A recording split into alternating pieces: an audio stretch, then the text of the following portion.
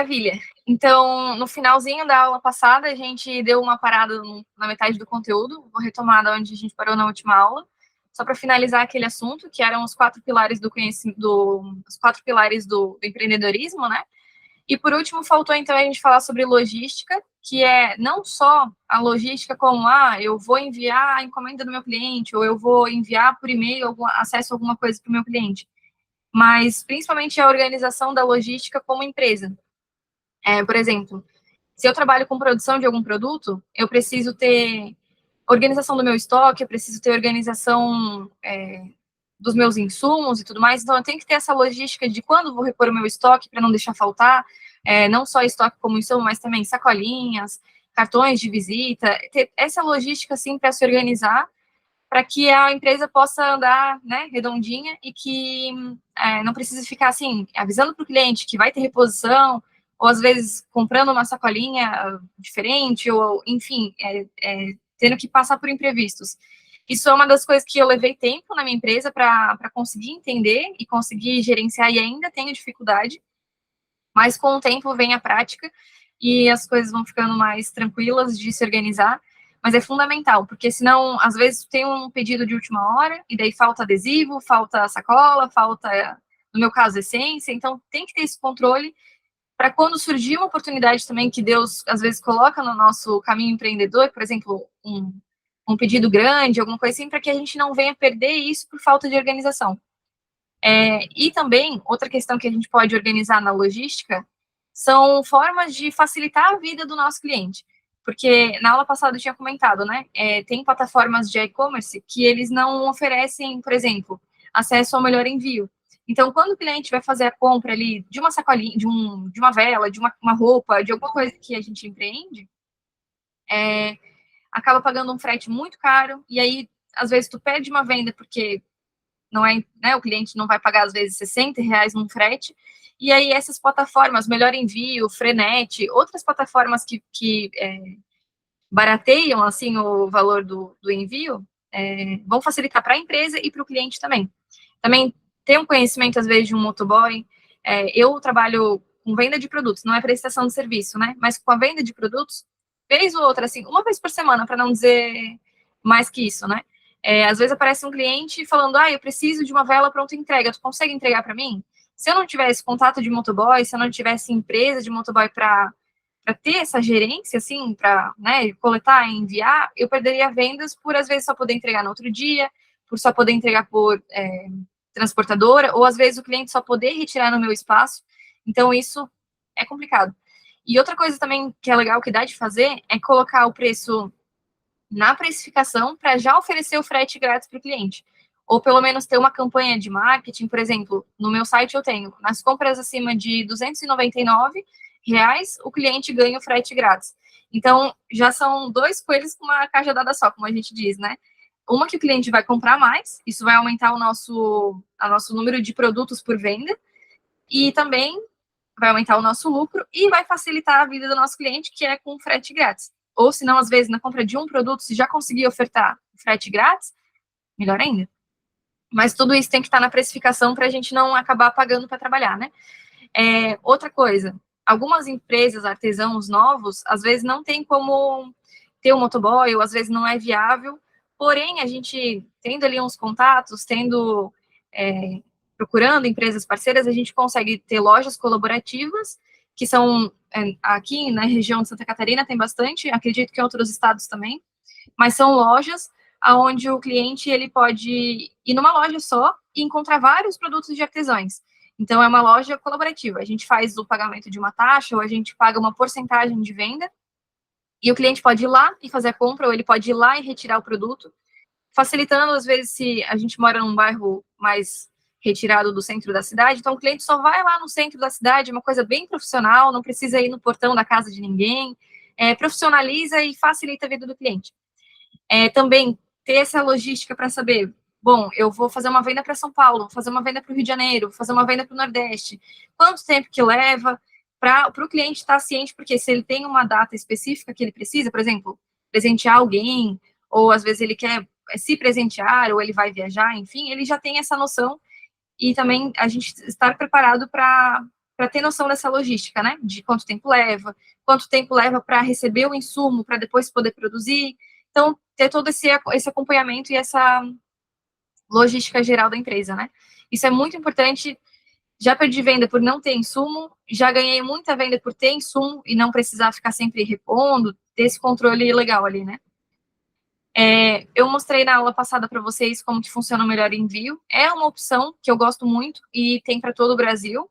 Ele oferece todas as transportadoras que tem na região. Ele mostra o valor por região e por transportadora. É bem prático de mexer, não precisa pagar. Então, é perfeito para trabalhar só. E outra coisa que eu acho importante ter como empreendedor, como empresa, é sempre buscar o autoconhecimento, porque o empreendedor, ele não faz só uma função, ele faz mil e uma, é tipo Bombril. E um teste de personalidades que tem, que é gratuito também, é esse 17 Personalities. É um site que eu posso encaminhar ali no grupo, posso depois passar o link para quem tiver interesse. Mas esse teste, ele basicamente, ele vai fazer algumas perguntas para você e ele vai analisar o seu perfil dentro de 16 tipos de personalidade. Então, lá dentro vai ter a personalidade do advogado, a personalidade do escritor, do artista, e não é só um teste, assim, de revista, né? Mas ele vai mostrar quais são os teus pontos fortes, os teus pontos fracos, e tu vai saber equilibrar o que tu precisa melhorar, o que tu precisa, às vezes, dar uma segurada. E ele vai mostrar ali, você tem 63% de ser uma pessoa extrovertida, então você tem menos por cento disso, e aí você consegue ir trabalhando, porque é importante ter noção desses quesitos como empreendedor, porque às vezes a gente tem um perfil para algo, e a gente poderia ser outra, né, trabalhar em outra função, que seria melhor, ou às vezes a gente também pode ter um perfil, Deus nos chamou para aquilo, e a gente tem um perfil que ainda precisa se adaptar. Por exemplo, eu estava falando com o Marcelo e com a Marli antes de iniciar a aula, que eu tenho dificuldade em falar em público, é uma dificuldade que eu tenho, e eu tenho noção de que isso é uma coisa que eu preciso trabalhar para me especializar mais como empresária e para poder fazer a minha empresa girar melhor, para me desenvolver. Mas eu gosto de uma frase do chileno Vergara, que eu coloquei ali, de que existem muitos pastores que deveriam ter sido empresários e muitos empresários que deveriam ter sido pastores. Claro que ele usa isso numa expressão bem espada, né? Mas eu creio que quando Deus nos chama para algo, ele também vai nos capacitando, e a gente ter esse autoconhecimento vai nos ajudando, assim, a não passar por tantas dificuldades e também alcançar mais oportunidades, né? E aí a gente tem essa expressão que o pessoal usa muito no meio empreendedor, que é vai com medo mesmo, enfim, né? E eu estava assistindo um podcast do JJ, que ele é um empreendedor. Gente, eu vou só parar aqui, porque meu cachorro tá... Não sei se vocês estão ouvindo, ele tá latindo muito alto. Acho que o Gabi já acalmou ele. Eu estava assistindo esse podcast do JJ, e ele estava falando, será mesmo que a gente deve levar o pé da letra isso de vai com medo, vai de qualquer jeito, se está com medo, só mete a cara? Ou como a gente diz, só faz o passo de fé? Será mesmo? E eu trouxe uns gráficos, segundo o Sebrae, que é bom a gente ter um pouco de discernimento para também não dar mais trabalho para Deus e também para a gente não acabar, assim, passando por problemas que a gente não deveria, né? Então, é importante a gente ter um pouco de noção antes de fazer algo, até porque a Bíblia ensina, né, que antes da gente fazer uma construção, né, antes da gente fazer uma obra, é sábio que a gente saiba o quanto que a gente vai ter que investir para que depois a gente não seja envergonhado. Então, para abrir uma empresa, para qualquer coisa na nossa vida, não é diferente. É bom a gente, pelo menos, ter uma noção para que depois, no futuro, a gente não venha ser envergonhado e, meu Deus, abriu e quebrou, ou, enfim, e volto a dizer também, né, Deus tem várias formas de alcançar algum propósito. Se acontecer de algum empresário abrir um negócio e quebrar, glória a Deus, Deus pode nos reestruturar, e Deus, ele tem total autoridade na nossa vida, né, na vida dos cristãos. Mas, às vezes, não era da vontade de Deus e foi falta de conhecimento da nossa parte. Então, eu coloquei ali, né, a coragem, ela supera o conhecimento? Será que supera? E daí eu trago esse questionamento para vocês. Será mesmo que supera? Às vezes não. E eu acho que no empreendedorismo não, porque às vezes só ter a coragem, a gente vai ser assim, que nem balão, né? A gente vai querer ir, e às vezes a mula vai estar ali falando, não, para, pelo amor de Deus, eu vou empacar aqui, não vai. Então, é bom a gente ter sabedoria. E, segundo as estatísticas do Sebrae, a cada 10 empresas que abrem, 6 fecham em 2 anos. Ou seja, mais de 50% das empresas fecham, ou quebram, ou fecham CNPJ no período de 2 anos. É um número absurdamente alto para uma estatística dessa, de que as empresas fecharam, não foi as empresas tiveram dificuldades financeiras, não, elas simplesmente fecharam e pararam as suas atividades. Então, e voltando àquilo que eu falei sobre os conhecimentos de cada um, e a gente, alguns pastores deveriam ser empresários, e alguns empresários deveriam ter sido pastores, eu trouxe também esse questionamento. Basta ser bom na função? Será que, poxa, eu sou uma ótima costureira, eu tenho muito talento, eu sou uma ótima artesã, eu faço velas como ninguém. Será que isso basta só para ter o meu negócio? E segundo o Michael Gerber, que ele é um empresário muito renomado e ele escreve vários livros falando sobre empreendedorismo e tudo mais, ele tem uma frase muito sábia que ele fala que além de saber do negócio, ou seja, eu como artesã, como uma pessoa que faz as coisas manual ou que tem conhecimento da matéria-prima, eu também preciso saber de negócio. Porque vocês viram nos slides anteriores e na aula passada que não é só fazer a vela. Eu preciso ter noção de financeiro, preciso não só ter noção de financeiro, como eu também preciso saber organizar, ver os dados, estabelecer metas para fazer um produto. Não é só saber a função, mas também fazer uma boa embalagem, fazer uma boa estruturar bem o meu produto. Preciso ter noção de logística, preciso ter noção de comercial, de vender o meu produto. Então, é importante a gente ir procurando cada dia mais e evoluindo em todas as áreas. E ontem eu assisti uma palestra e o Lenzi, que era o palestrante, ele falou uma coisa. Não é necessário que a gente saiba 100% do negócio de um dia para o outro. Mas se a gente fizer 1% todos os dias, no final a gente vai chegar no resultado que a gente almeja, né?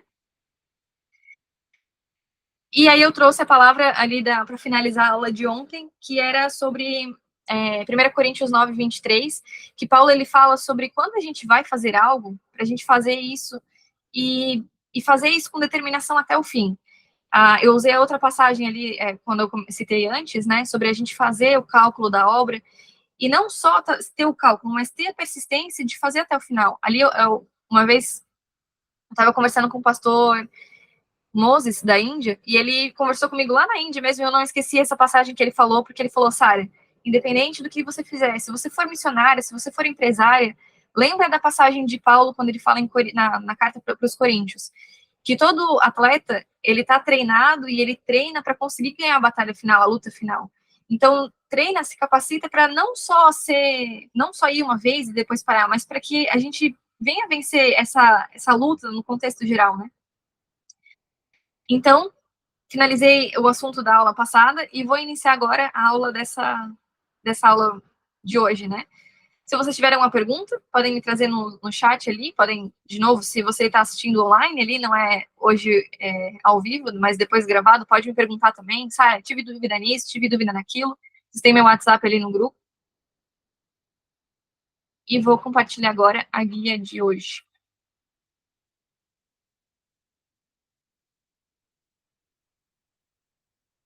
Tudo certo por aí? Show. Então, sejam bem-vindos à segunda parte da primeira aula. Mas vamos lá.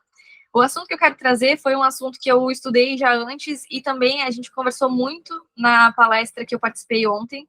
Foi uma palestra muito boa, e o palestrante, o Lenzi, que eu tinha falado para vocês, ele trouxe um dado, segundo o David McClelland.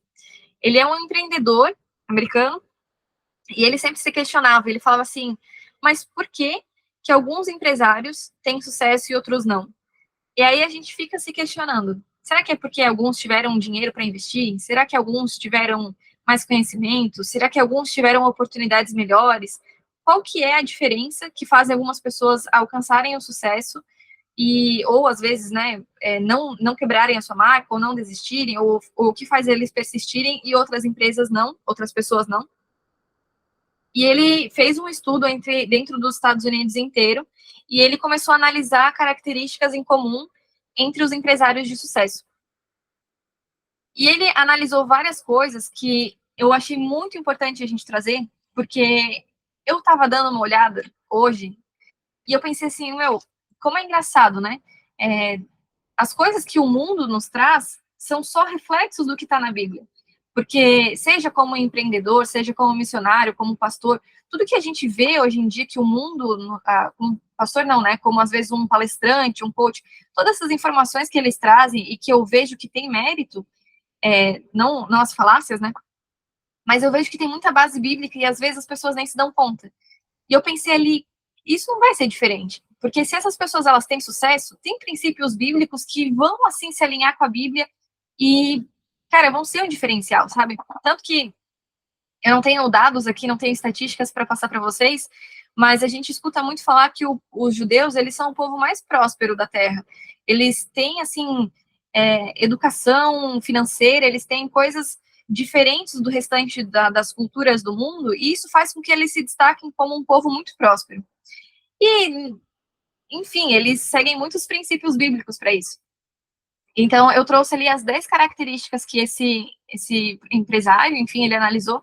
Ele, na verdade, não só empresário, mas ele é um psicólogo que estuda análise comportamental nas pessoas, e ele fez esse estudo especificamente nos Estados Unidos, e esse foi uma das bases do que o pessoal criou o programa Empretec, que eu não sei quem conhece, mas é um programa internacional, não só no Brasil, porém no Brasil a gente tem muito acesso a esse curso, que ele é feito baseado nesses dados do David, e é um dos cursos mais, assim, impulsionadores para empresários. É um curso de alta performance, como a gente chama, tem muito resultado depois que a gente finaliza o curso, e ele também tem todo um processo, tem um valor de investimento alto, mas ele realmente tem resultados.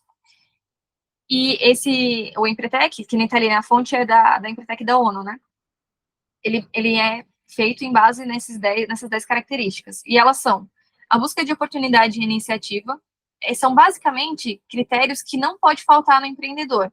Ah, Sara, mas eu quero ser empreendedora, eu sou uma empreendedora e eu não tenho alguma dessas qualidades, então eu vou ter fracasso? Não, mas isso é mais um degrauzinho para a gente ir aprendendo e usando aquele 1% todo dia para a gente melhorar. Então, ali, a busca de oportunidade de iniciativa, correr os riscos calculados, exigência de qualidade e eficiência, persistência, comprometimento, busca de informações, estabelecimento de metas, planejamento e acompanhamento sistemático, persuasão em rede de contatos e independência e autoconfiança. Às vezes, olhando assim, pode ser um pouquinho confuso, ou às vezes a gente pode olhar e pensar, nossa, é muito óbvio, mas eu trouxe cada item específico com exemplos e com referências para a gente conversar na aula de hoje. E antes disso, eu quero mostrar para vocês também que esse David, o McClelland, ele separou essas 10 características em 3 setores. E é muito legal, são 3 tipos de conceito que refletem essas características, né? Então, eu anotei aqui no papelzinho, mas para vocês terem uma ideia, as 5 primeiras características, elas refletem a nossa necessidade de realização. Ou seja, da gente querer fazer algo e dar certo, da gente ser próspero, enfim, querer que as coisas querer que as coisas deem certo, né? As próximas 3 características são a nossa necessidade de relacionamento, de estar em um grupo, de estar relacionado com boas amizades e que diz respeito ao nosso relacionamento como empresário, como pessoa. E as 2 últimas informações ali são a nossa necessidade de poder. Não poder no sentido, ali tá, né? Necessidade de controlar ou influenciar direta ou indiretamente outras pessoas. A gente pode olhar de 2 formas, eu prefiro olhar de outra forma, que não essa ali que tá escrita, esse foi um dado que eu peguei da internet, né? Não no sentido de manipular as pessoas, mas no sentido de a gente ter autonomia no que a gente fala, do que a gente ter confiança e tudo mais no que a gente fala, né? Eu vou pedir um minutinho que o pessoal da caixa estava me ligando e eu estou num processo delicado. Não vai dar nem 5 minutinhos, só para eu mandar uma mensagem para ela que eu estou em aula.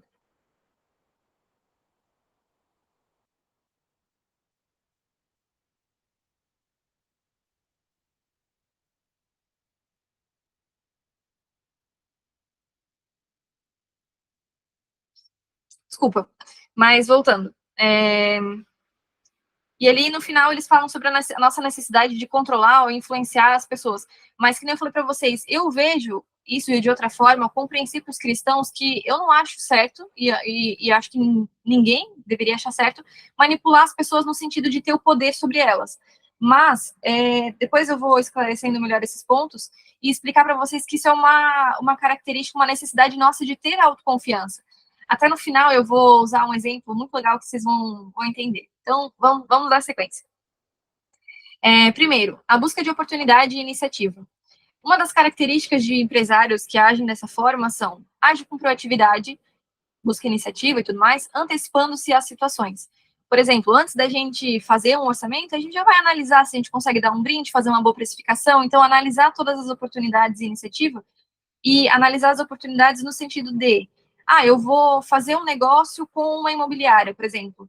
Então, eu posso procurar outras imobiliárias e procurar oportunidades também, porque eu já trabalho com um ramo. Então, no meu caso, né? Hoje eu faço velas aromáticas para imobiliárias presentearem os clientes quando eles fazem a compra de algum imóvel. Então, se eu já trabalho com uma, e inclusive de renome, isso é uma baita de uma oportunidade para eu trabalhar com outras também. Porque eu vou ter um nome, vou ter uma referência de que estou fazendo um trabalho bom, e aí vou poder usar isso como uma oportunidade para procurar outras imobiliárias para trabalhar. Então, sempre estar em busca, estar ativo, assim, e ter essa iniciativa, porque às vezes eu só trabalhar com eles e ter esse feedback, poxa, eu trabalho com tal imobiliária. Isso não vai me acrescentar em nada, às vezes só para encher meu próprio orgulho. Mas se eu usar isso como uma iniciativa e uma busca de oportunidade, top, glória a Deus, mais oportunidades vão surgir, mais o meu negócio vai prosperar. Outra característica é a busca de possibilidade para expandir os seus negócios. Por exemplo, hoje eu trabalho com um site, vendo produtos online. Então, por que não procurar uma loja colaborativa? Por que não procurar outro local de venda? Por que não procurar outro tipo de cliente para vender? Em vez de vender para o consumidor final, vender para o consumidor para revenda, entende? É analisar essas coisas assim. E aproveitar as oportunidades incomuns para progredir. Acho que há 2 aulas atrás eu falei para vocês, a gente se capacitar para que, quando venham a surgir as necessidades, a gente já está preparado. Ou, que nem o pessoal falou, Sara, será que eu faço CNPJ? Será que eu emito nota fiscal? Por que não já se preparar agora, para quando oportunidades incomuns fora da nossa realidade surgirem, a gente já está preparado para abraçar essa oportunidade. Eu falei pro Gabi, quando a gente começou a namorar, eu falei para ele assim, faz o teu passaporte, porque o dia que Deus chamar a gente para missão, e se for uma missão assim, né, surgiu do dia para noite, tu já vai estar com a tua documentação pronta. Então, às vezes a gente ajuda Deus a nos ajudar, entende? Para a gente não esperar precisar fazer as coisas, precisar surgir a oportunidade para depois fazer as coisas. E voltando aqui, eu botei roxinho ali pequeno, porque essa é uma característica que a gente vê em várias vezes na Bíblia. Mas Davi, eu vi que ele viu uma necessidade, ele buscou oportunidade, ele teve iniciativa quando Golias se levantou contra o povo de Israel e eles estavam ali falando mal do povo e envergonhando o povo, e ele falou, não, eu vou resolver isso, eu vou ter essa iniciativa. Então, todas as características que eu vou trazer para vocês podem até pensar em outros exemplos na Bíblia de pessoas que fizeram e tomaram a iniciativa, mas eu trouxe a de Davi só para a gente refletir um pouquinho de como ele teve a iniciativa para resolver algo que precisava ser resolvido. Ele, não vou deixar que esse incircunciso, né, venha humilhar o nosso povo, então eu vou lá e vou me posicionar. Então ele encontrou a oportunidade, ele foi atrás da oportunidade, começou a levar comida, acho que para os irmãos dele, se eu não me engano, se posicionou e teve a iniciativa. Outra característica que nem a gente comentou ali é a persistência. E eu trouxe um exemplo não tão bom quanto Davi, que ele realmente fez algo assim notável, louvável, mas eu trouxe o exemplo de Balaão. Quando ele está no caminho, ali andando com a mula, e ele está assim, batendo na mula para ela andar, ele foi persistente. E eu acho, assim, apesar dele estar sendo persistente pelos motivos errados, a característica dele foi o que me chamou a atenção, porque ele foi persistente mesmo estando errado. Então, uma personalidade de uma pessoa que, aliás, é uma personalidade que precisa ter quando a gente é empreendedor. Porque, às vezes, a gente pensa assim, eu não vou lutar por isso, eu não vou me esforçar por isso, porque não tem necessidade. Por que que eu vou fechar esse negócio por que que eu vou abrir um CNPJ? Por que que eu vou emitir nota fiscal se eu não preciso disso? Então, a gente ter essa persistência, eu peguei um exemplo que o Balão, ele estava fazendo algo errado, ele estava indo para, eu não lembro o local que ele estava indo, eu lembro por que ele estava indo, né? Mas basicamente ele queria pegar uma bênção que Deus tinha dito que não era para ele. E ele estava ali forçando a amizade, forçando a mula parou, e a mula falou com ele, falou, meu Deus, o que eu te fiz para tu estar me batendo desse jeito? Enfim, toda a história de Balaão.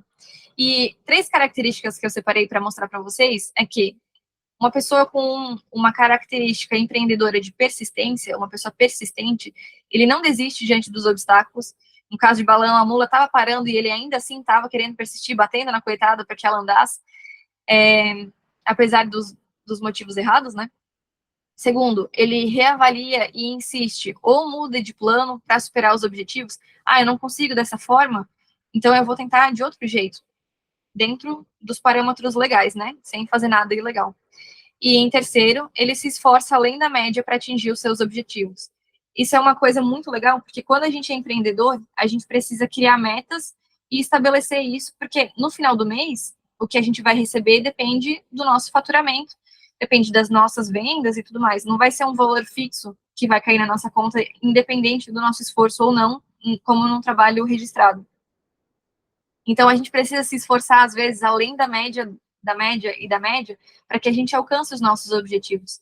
Isso não é um exemplo só para o empreendedor que ele precisa usar, mas para nós como cristãos, às vezes a gente não consegue algo de um jeito, mas a gente vai lá e ora, e ora, e ora, e se torna como a viúva, acho que era viúva, que ela era insistente, e o juiz atendeu a causa dela, então a gente precisa se esforçar além da média. Não é só pedir uma vez, não é só pedir duas, mas é insistir até que Deus ouça a nossa petição.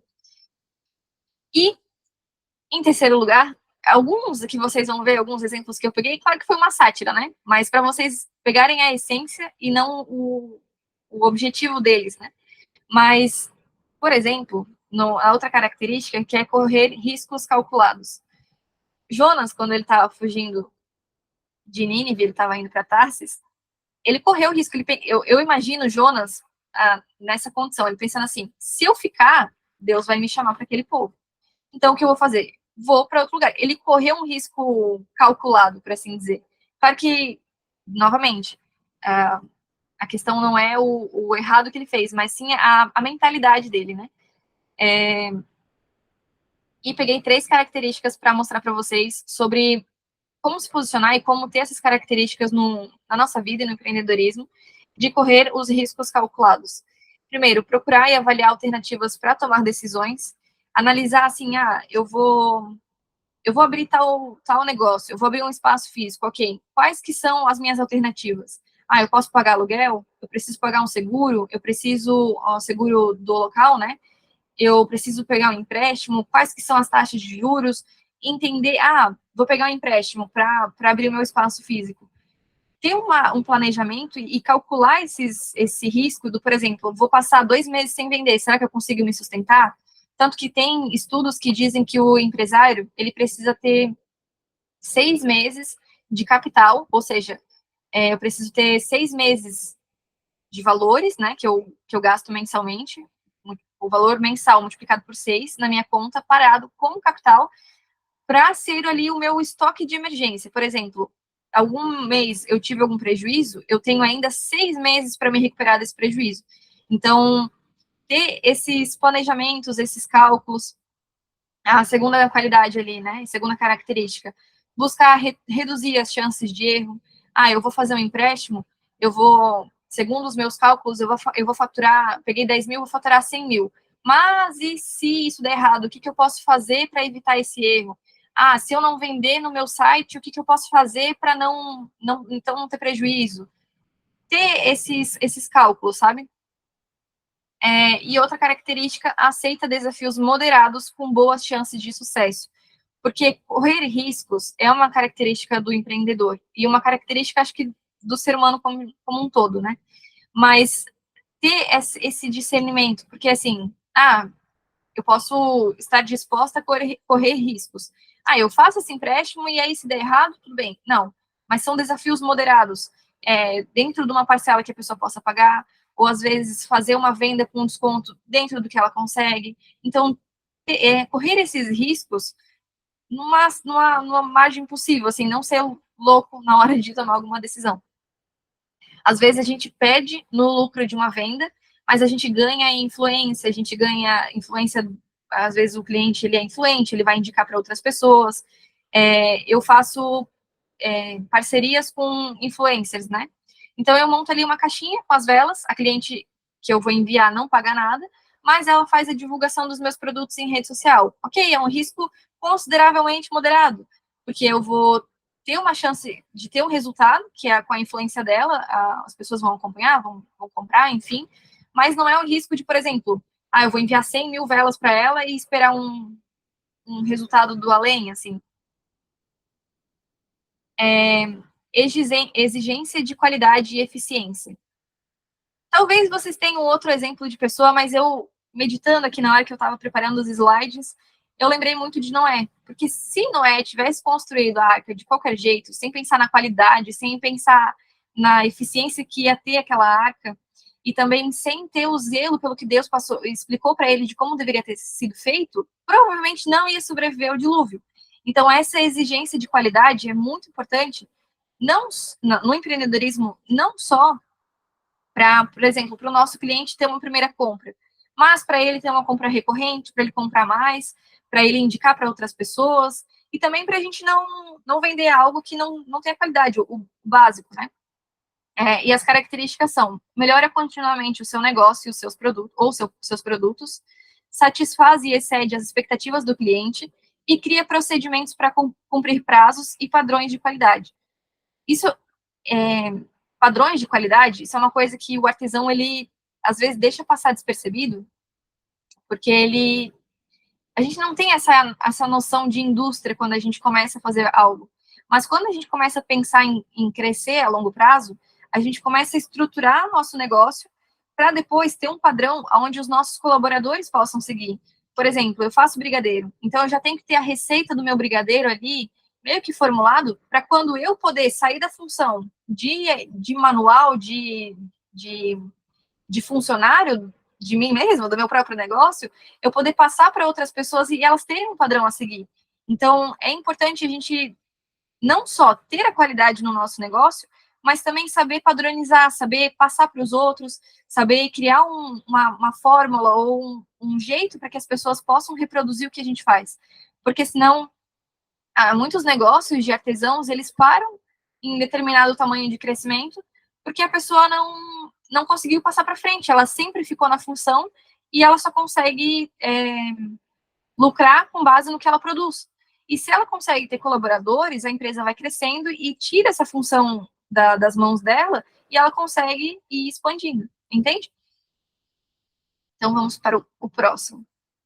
Comprometimento. É muito importante, não só para empresários, mas para colaboradores, para sócios, para cristãos, para todo mundo, né? Algumas das características são: traz para si mesmo as responsabilidades sobre sucesso e fracasso. Acho que todo mundo já viveu, já viu ou já agiu dessa forma, de deu algum pepino e a gente procurar o culpado.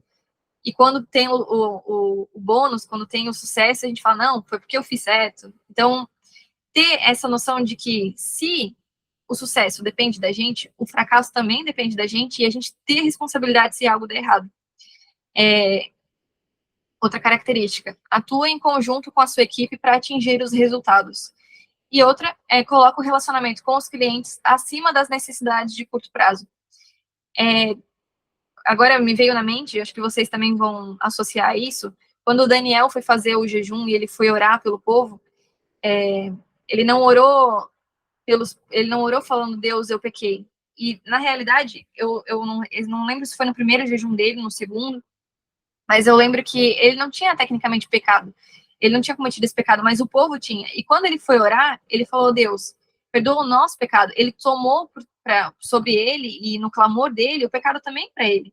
E não só Daniel, mas Jesus tomou essas responsabilidades que não eram dele, é, porque Jesus é santo, ele nunca pecou, nunca agiu errado, e ainda assim ele se colocou debaixo do jugo do pecado, para que a gente tivesse salvação. E outra questão ali do empreendedor, trazer as responsabilidades sobre ele, eu tenho uma história na marca, que eu fiz uma encomenda de velas de lembrancinha para uma empresa de pijamas, e eles queriam presentear os clientes deles, e eles falaram, Sara, eu tenho os vidros, mas eu gostaria que você fizesse os refis, ou seja, você encher os vidrinhos com a cera. Você faz trabalho? Eu falei, olha, normalmente eu não faço, mas me manda foto do vidro e eu vou analisar se eu posso fazer e vou fazer. Ela mandou, pensei, ok, não tem muita dificuldade. Recebi o pedido dela, fiz as velas e devolvi para ela. E ela fez um teste na vela, e o pavio embaixo, aqui acho que não vai dar de ver, mas embaixo eu colo o ilhós com uma cola, uma fita adesiva. E o vidro dela era um pouquinho balado embaixo. Então, quando eu colei a fita adesiva, que é uma fita especial para isso, ela descolou. A responsabilidade, tecnicamente, é minha, porque eu que produzi e não percebi isso. Mas era um vidro que eu não estava acostumada a trabalhar. E é óbvio que a responsabilidade caiu sobre mim, e eu falei, não, traz os vidros para mim, eu vou refazer todo o teu pedido. E eu tirei, acho que foram 50 velas. Eu tirei a cera de todas elas, derreti, coloquei de novo num frasco, limpei, lavei todos os potes, colei todos os pavios com cola diferente. A responsabilidade não era minha. Eu poderia ter dito para ela e falado assim, olha, fulana, isso é responsabilidade de vocês, porque assim, eu não trabalho com esse vidro, foi culpa do vidro. Mas por que eu iria arranjar pano para manga? Se eu podia resolver o problema dela e ainda assim conquistar uma cliente pelo meu profissionalismo. Então, não tô querendo pegar a honra para mim, mas é um exemplo muito prático que eu tenho. E fiz toda a produção de novo, entreguei para ela, pedi desculpas, expliquei que o vidro ele era baulado e eu não achei que a fita iria soltar, mas de toda forma foi resolvido o problema e ela continuou sendo minha cliente e glória a Deus, vida seguiu. Eu poderia ter perdido uma cliente ali simplesmente por dizer, olha, como o vidro de vocês era diferente, deu esse pepino, assim, assim, assim, poderia ter lavado as minhas mãos, mas não. Isso é uma característica do empreendedor que a gente pensa assim, eu não quero saber quem que é o culpado, só quero resolver. E é muito bom e traz muitos frutos, a gente colhe muitos frutos por conta dessas atitudes. E ali eu coloquei exemplo de Moisés, de Josué, de Abraão. Quando Abraão subiu no monte para sacrificar o filho dele, ele não falou, Deus, a responsabilidade é de quem, é daquilo. Ele falou, não, eu vou fazer. Porque se o Senhor pediu, eu vou me comprometer a fazer o que o Senhor pediu. Se o Senhor me deu isso por herança, ele se comprometeu com aquilo. E eles foram, todos eles ali, Jesus mais do que todos os outros, né? Moisés também, ele falou, eu tenho dificuldade para falar, mas, ok, eu vou falar para o povo do que o Senhor me passar. Teve esse comprometimento, não, entendeu? Não ficou ali procurando um motivo para não fazer, ou um motivo para passar para outra pessoa. Josué também, ele tem a passagem muito famosa de Josué, que ele fala que até aqui o Senhor nos sustentou, e ele falou, eu e minha casa vamos servir ao Senhor, porque o Senhor não cuidou da gente até aqui, então eu vou me comprometer a fazer tudo que o Senhor pedir. E a gente pode usar isso na nossa vida, no empreendedorismo, na vida como um todo, né? Se eu estiver falando alguma coisa errada, Marcelo, por favor, me ajude e me corrija. Outra característica que eu vou trazer para vocês, que está na lista do David, que é o psicólogo que analisa o comportamento, é a busca de informações. E vamos lá. Ele se envolve pessoalmente na avaliação do seu mercado, conhece a concorrência, conhece quais são os produtos do mercado, ele entende, faz essa avaliação, ele faz o teste dos seus próprios produtos, não só pegar o do concorrente e falar, nossa, ele fez esse brigadeiro com um cacau que não é tão bom. Não, ele também testa os produtos dele, ele conhece o mercado. investiga sempre como oferecer novos produtos e serviços, busca orientação de especialistas para decidir. Então, são características ali que ajudam no negócio. Essa busca de informação é essencial para um negócio ele não ficar desatualizado, também para ele não ficar muito fora do padrão e às vezes criar coisas mirabolantes que os clientes não vão entender. Então, assim, sempre está alinhado, né? Tanto com o cliente, com o fornecedor. Às vezes a gente viaja um pouco na maionese, quer fazer uma coisa muito mirabolante e os nossos fornecedores nem conseguem acompanhar, não tem vidro, não tem forma, não tem coisa que nos ajude a alcançar o que a gente está ali viajando. E nessa busca de informações, eu peguei o exemplo de Paulo, porque eu lembro de uma passagem que ele vai pregar, acho que é na Grécia, e ele viu as informações lá, ele entendia mais ou menos o que o pessoal acreditava nos deuses dele, e ele viu uma estátua de Deus que não tinha nome, e ele falou, hoje eu vim explicar para vocês, vim trazer para vocês quem é esse Deus. E aí ele desce a lenha, prega o evangelho, e ele conhecia ali o local, ele buscou informações, já sabia antes ou não, mas ele, em algum momento da vida dele, Atos 17, né? Eu acho que é na Grécia, se eu não me engano, né? Que ele foi pregar. Em Atenas. Ai, eu sei que era uma estátua sem nome, de um deus sem nome. E em determinado momento, ele teve acesso a esse conhecimento em Atenas, no Aerópago de Atenas. E em determinado momento, ele teve conhecimento dessas coisas. Ele buscou essas informações e ele usou isso a favor do evangelho. E a gente, como empreendedor, a gente também pode ter conhecimento das coisas ao nosso redor, de tendências, de novidades no exterior, de necessidades dos nossos clientes aqui, para usar isso a nosso favor. Outra característica é estabelecimento de metas. E eu trouxe a passagem de Neemias, porque eu não vou ter referência bíblica exata, mas eu sei da situação de Neemias que ele tinha um prazo para reconstruir o muro, porque o povo estava vindo, os inimigos dele estavam se levantando, e ele estabeleceu uma meta. E não só estabeleceu eu acho que é Neemias, né, Marcelo? Que ele se posicionou e ele colocou ali, uma mão a gente vai estar com uma ferramenta, com a outra mão a gente vai estar com uma espada. Então ele se posicionou, estabeleceu uma meta para que ele não perdesse o prazo, para que eles pudessem se defender. Ele também analisou os riscos, ele fez toda a estratégia para que eles pudessem cumprir com o que eles tinham que cumprir. E ali tem as características que a gente pode analisar. Perseguir os objetivos desafiantes e importantes para si mesmo, ter visão clara de longo prazo, criar objetivos mensuráveis com indicadores de resultado. Então, é necessário na empresa ter essa visão assim de metas muito claro, porque o brasileiro, infelizmente, eu vejo muito assim exemplos americanos e europeus de quando eles vão fazer uma análise, vão fazer a compra de algum produto, uma geladeira, eles não analisam conforme o salário deles mensal, eles analisam conforme o rendimento anual deles. Tanto que quando a gente pergunta para um estrangeiro de países de primeiro mundo, a gente pergunta assim, como que é o seu salário? Eu recebo $100.000 por ano. Eles nem mensuram por mês, então eles já têm uma visualização de meta a longo prazo. Daqui 5 anos, o que você tem de planos para a sua vida? Daqui 5 anos, como que vai estar a tua empresa? Então, a gente precisa ter isso visível para que a gente possa traçar o nosso objetivo e alcançar o que a gente tem como objetivo. Outra coisa que eu observo muito, eu não sei quem de vocês conhece o Shark Tank, que é um programa onde tem determinados empresários e aí vem um jovem empreendedor, um corajoso, um corajoso ali e fala, esse é meu negócio, eu trabalho com isso, isso e isso, e eu quero de vocês R$400 mil por 20% da minha empresa.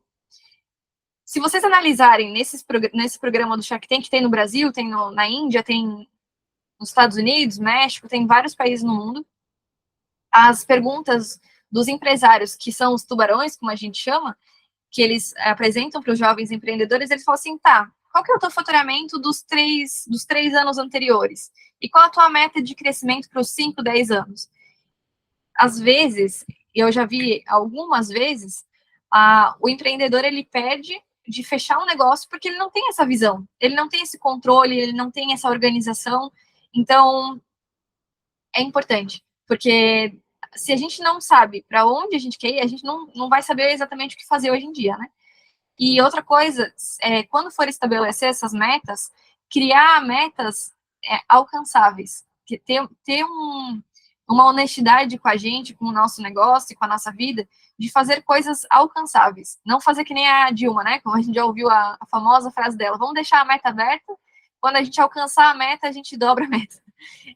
Mas ter medidas que a gente pode seguir que sejam, de fato, alcançáveis, e também que sejam visíveis, que na palestra ontem, a gente teve uma dinâmica e eles estavam comentando, né, sobre não só a gente aprender a estabelecer essa meta, mas quando nós tivermos colaboradores, quando a gente trabalhar com mais pessoas, que isso seja visível para todos, porque daí todos conseguem caminhar em prol de um objetivo, né? Então, resumindo, sobre as metas, essa é uma parte muito difícil para pequenos empreendedores e para empresas novas, porque a gente consegue criar uma estatística baseada no nosso histórico. Às vezes, sem histórico, é difícil de criar uma estratégia, mas mesmo assim é necessário. Sendo difícil ou fácil, a gente precisa fazer aquele 1% sempre, né? Outra característica é planejamento e monitoramento sistemático. Eu trouxe de novo Neemias, porque ele planejou como que ele faria. Ele não só planejou como que seria ali, o pessoal trabalhando com uma espada numa mão e uma ferramenta na outra, mas ele teve esse planejamento de, bom, as coisas estão dando errado. Vou mandar a carta para quem pode me ajudar, vou buscar, vou me planejar para que as pessoas que estão ao meu redor, a gente chama no meio do empreendedorismo o famoso network, né, que é a nossa rede de contatos, mas usar isso a nosso favor, planejar e também não no exemplo de Neemias, mas no exemplo que eu falei das outras empresas ali do Shark Tank, mas ter um monitoramento sistemático de tudo que a gente já trilhou até aqui e tudo que a gente quer alcançar mais para frente, enfim. E as características que eu coloquei ali são: enfrenta grandes desafios, agindo por etapas. Às vezes a gente sonha assim, o meu sonho para a marca é eu ter uma fábrica, né? E eu sonho assim, dia e noite, se deixar. Eu viajo. Mas às vezes é tão distante que eu fico sonhando tanto com o final que eu não crio uma estratégia dos degraus que eu posso seguir. Então, alguns anos atrás, uns 2 anos atrás, eu coloquei num papel e pensei assim, não, se eu quero chegar aqui em cima, o que eu posso fazer para ir chegando aos pouquinhos? Primeiro eu vou comprar uma máquina para fazer as velas, foi o que eu investi. A próxima coisa, vou comprar uma bancada de inox. Tudo que eu preciso para construir uma indústria. Então eu vou, assim, trabalhando aos pouquinhos, né? A outra coisa, adequa rapidamente os seus planos às mudanças e variáveis do mercado.